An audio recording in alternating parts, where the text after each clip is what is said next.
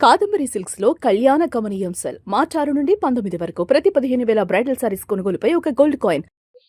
YouTuber Vaishnavi హత్య తెలుగు రాష్ట్రాల్లోనే కాదు, ప్రతి తల్లిదండ్రుల్ని, యువత యువకులను కూడా ఆలోచింపచేసే ఒక అత్యంత దారుణమైన సంఘటన ఇది. ప్రస్తుతం వైష్ణవి నిన్న మొన్నటి వరకు ఎంతో చక్కగా, ఎంతో చలాకీగా ప్రేమించి పెళ్లి చేసుకున్నటువంటి భర్తతో ప్రతి మూమెంట్ ను కూడా షేర్ చేస్తూ తన ఒక యూట్యూబ్ ఛానల్ ని ఓపెన్ చేయడం, ఆ ఛానల్లో ప్రతి మూమెంట్ ని కూడా తన గర్భవతి అయినటువంటి విషయాన్ని కానీ, భర్తతో సంతోషంగా ఉన్న విషయాన్ని, తల్లిదండ్రులతో సంతోషంగా ఉన్న విషయాన్ని, తన భర్తను నమ్మిన విషయాన్ని కూడా ప్రతిదీ కూడా పోస్ట్ చేసింది. చివరికి ఇలా గర్భవతిగా ఉన్నటువంటి వైష్ణవి ఇలా భూమిలో కలిసిపోయినటువంటి పరిస్థితి, అనంత లోకాలకు వెళ్ళిపోయినటువంటి పరిస్థితి. నిజంగా తల్లిదండ్రులు ఇప్పటి వరకు కూడా కుమిలి ఏడ్చారు. దాదాపు అందరు ఇక్కడ చేరి ప్రతిజ్ఞ చేశారు, వైష్ణవికి జరిగినటువంటి అన్యాయం మరెవ్వరికి జరగకూడదు, ఇలాంటి పరిస్థితి ఎవరికి రాకూడదు అంటూ వాళ్ళు ఒక ప్రతిజ్ఞ చేశారు. ఖచ్చితంగా కఠిన శిక్ష పడాలి, ప్రభుత్వం గాని, చట్టాలు గాని, కోర్టులు గాని సరైనటువంటి ఆధారాలని చూపించి, సాక్ష్యాలను చూపించి వాడికి ఉరిశిక్ష తీయాలి. అప్పటి వరకు కూడా ఇదే వైష్ణవికి సంబంధించినటువంటి సమాధి మీద వాళ్ళు ప్రతిజ్ఞ చేశారు. మనం చూసాం వైష్ణవి సంఘటన కేవలం ఒక 1.5 year లో మొత్తం అంతా కూడా ముగిసిపోయింది. తను ఇన్స్టా రీల్స్ చేస్తూ సరదాగా అందరు అమ్మాయిలాగే ఇన్స్టా రీల్స్ చేస్తూ పోస్ట్ చేస్తూ ఉంది. మంచి వ్యూవర్షిప్ వస్తూ, లైక్స్, కామెంట్స్ వస్తూ ఉంటే నన్ను అందరూ కూడా గుర్తిస్తున్నారు, తనలో ఉన్న టాలెంట్ ని అందరూ కూడా గుర్తించారని నమ్మినటువంటి వైష్ణవికి అప్పుడే ఒక కిరాతకుడు, ఒక దుర్మార్గుడు, ఒక నయవంచకుడు, ఒక రాక్షసుడు ప్రేమ పేరుతో వైష్ణవికి పరిచయం అయ్యాడు. పరిచయమై నేను నిన్ను ఇష్టపడుతున్నాను, పెళ్లి చేసుకోవాలి, జీవితాంతం నిన్ను పువ్వుల్లో పెట్టుకొని చూసుకుంటానంటూ నమ్మబలికాడు. అయినా వైష్ణవి ఒప్పుకోకపోవడంతో, నువ్వు ఒప్పుకోకపోతే నేను చనిపోతానంటూ బెదిరించాడు. దాంతో నా మీద ఇంత ప్రేమ ఉన్నటువంటి హరిబాబును ప్రేమించింది వైష్ణవి. ఆ ప్రేమించిన వెంటనే కొన్ని నెలల్లోనే పెళ్లి చేసుకోవాలని డిమాండ్ చేశాడు. అప్పటికి వాళ్ళ వైష్ణవికి సంబంధించిన తల్లిదండ్రులు ఒప్పుకోకపోతే పురుగుల మందు తాగి చనిపోతానంటూ బెదిరించాడు, బ్లాక్ మెయిల్ చేశాడు. దాంతో నమ్మిన వైష్ణవి తల్లిదండ్రులు ఇలాంటి అల్లుడు తమకు మళ్ళీ మళ్ళీ దొరకడు, అతను డబ్బు లేకపోయినా, ఆస్తి లేకపోయినా, గుణగణాలు లేకపోయినా గానీ తమ బిడ్డ మీద ఒక ప్రాణాలు తీసుకునేంత ప్రేమ ఉంది అనేటువంటి ఉద్దేశంతో ఆ తల్లిదండ్రులు వైష్ణవి నుంచి పెళ్లి చేశారు. వాళ్ళకి ఇష్టం లేకపోయినా కూడా, వైష్ణవికి అన్నదమ్ములు ఇద్దరున్నారు, సొంత అన్నదమ్ములు. అలాగే పెద్దమ్మ, చిన్నమ్మ కొడుకులు అంటే కజిన్స్ అందరు కలుపుకొని దాదాపు 8 నుంచి 10 మంది ఉన్నారు. వీళ్ళెవ్వరికి ఇష్టం లేకపోయినా కూడా వైష్ణవి ఆనందం కోసమే వాళ్ళందరూ కూడా ఒప్పుకున్నటువంటి పరిస్థితి. అలా గుళ్ళో వెళ్ళి పెళ్లి చేసుకున్నారు. ఆ పెళ్లికి కావాల్సినటువంటి ఖర్చులన్నీ కూడా వైష్ణవి తల్లిదండ్రులే భరించారు.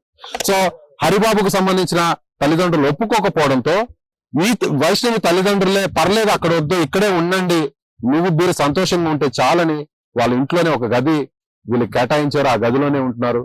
మొదట పెళ్ళైనటువంటి 2 నెలలకే గర్భవతి అయింది వైష్ణవి. ఆ గర్భాన్ని తల్లిదండ్రులు కూడా తెలియకుండా అబార్షన్ చేయించాడు ఈ దుర్మార్గుడు హరిబాబు.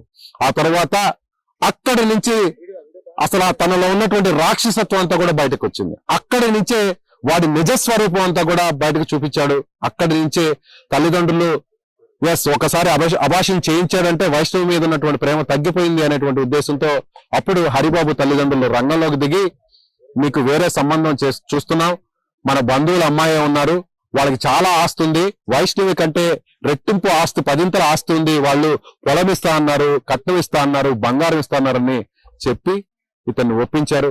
అప్పుడు ఆ అమ్మాయిని చంపి, ఆ అమ్మాయిని ఇక్కడ ఈ లోకం నుంచి తీసుకొచ్చి అమ్మాయిని దూరం చేసుకుని వస్తే మళ్ళీ నీకు పెళ్లి చేస్తాం, అప్పుడు మేము నిన్ను ఇంట్లోకి రానిస్తామని చెప్పడంతో అప్పటి నుంచి హరిబాబు మనసు మారింది. అప్పటి నుంచి వైష్ణవిని ఎలాగైనా వదిలించుకోవాలనుకుంటే ఆలోచనలో అతను పుట్టింది. ఆ తర్వాత కొన్ని నెలలకే, సరిగ్గా 4 నెలల కిందటే వైష్ణవి గర్భవతి అయింది. గర్భవతి అయినటువంటి విషయాన్ని కూడా మీరందరూ కూడా సోషల్ మీడియాలో చూసుంటారు. తన ఛానల్లో పోస్ట్ చేసింది. ఆ ప్రెగ్నెన్సీ కన్ఫర్మేషన్ స్ట్రిప్ ను కూడా చూపిస్తూ ఎంతో ఆనందంగా వైష్ణవి చూపించింది. ప్రతి మూమెంట్ కూడా షేర్ చేసుకుంది. ఎంతో సంతోషంగా చూస్తారు.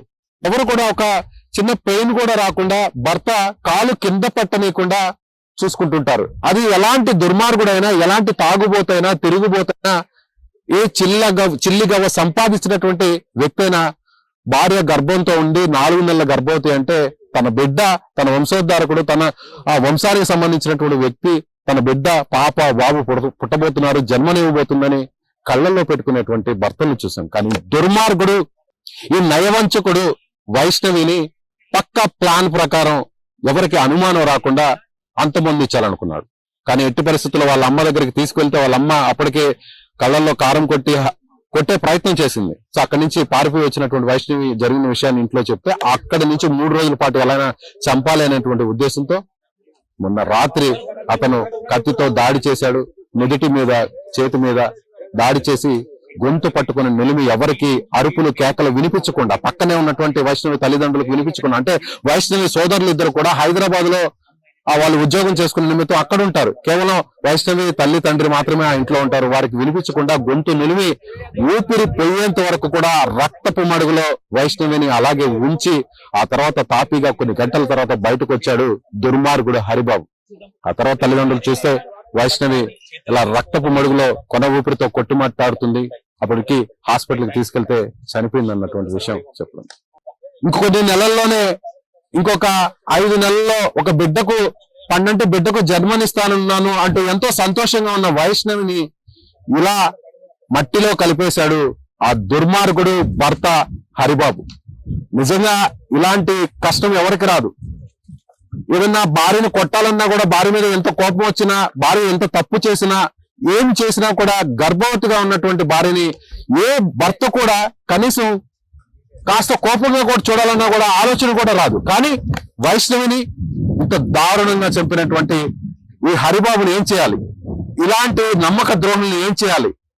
ఇలాంటి రాక్షసుల్ని మళ్ళీ వేరొకరికి ఇలాంటి ఆలోచన రావాలన్నా, ప్రేమ పేరుతో అమాయక మహిళలను, యువతులను మోసం చేయాలన్నా, వాళ్ళ ప్రాణాలు తీయాలన్నా వారిని ఏం చేయాలి? చూస్తున్న ప్రతి ఒక్కరు కూడా, వైష్ణవికి సంబంధించినటువంటి ఉదంతాన్ని చూసిన ప్రతి ఒక్కరు కూడా ఖచ్చితంగా మీ వాయిస్, మీ అభిప్రాయం, మీ డిమాండ్ కోర్టులకు, పోలీసులకు, పైనటువంటి పెద్దలకు, ప్రభుత్వ పెద్దలకు చేరేంత వరకు మీ అభిప్రాయాన్ని కామెంట్ చేయండి. ఖచ్చితంగా వైష్ణవికి ఎలాంటి న్యాయం జరగాలో మనమందరం వైష్ణవి కుటుంబానికి అండగా నిలబడదాం.